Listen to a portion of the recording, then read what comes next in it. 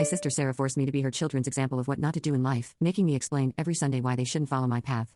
When she lost custody of them, I stepped in, taking the kids in and made her watch from outside as they called me mom.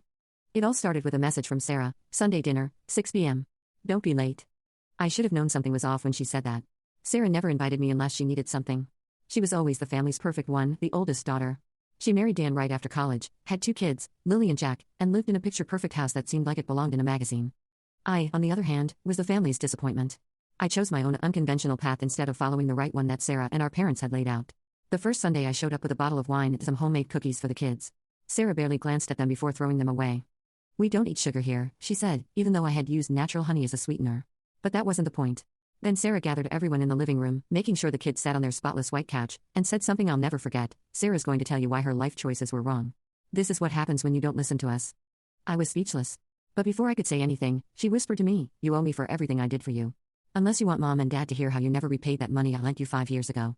She was talking about the $1,800 she had lent me back then, which I had repaid with interest, but she had lost the paperwork and, of course, my parents believed her over me. So, week after week, I became the cautionary tale. I had to sit there and explain to her kids why being unmarried at 32 was a mistake. Why following my dreams instead of the approved family path was something to regret. But here's the twist: Lily and Jack weren't buying it. They'd ask me questions when Sarah wasn't looking, eager to hear about my life. I caught them drawing pictures based on the things I shared with them. Jack once whispered, "I wish I could be as brave as you, Aunt Sarah." Then, things began to fall apart in Sarah's so-called perfect home. Dan's drinking got worse, and Sarah's facade started cracking. The nitpicking became relentless. She criticized everything about me: my clothes, my hair, my choices.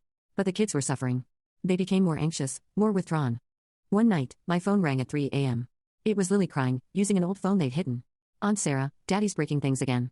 Mommy says it's because we're not perfect like you." I called the authorities immediately. What followed was an investigation into emotional abuse.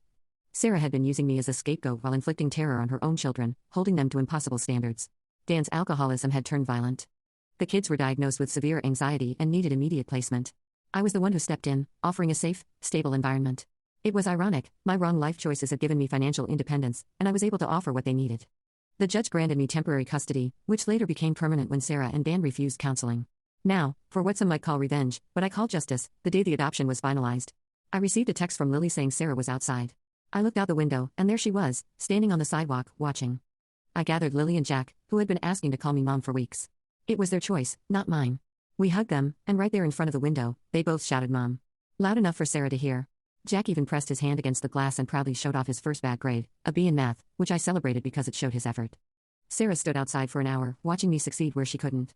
Watching her children thrive without her strict rules and expectations.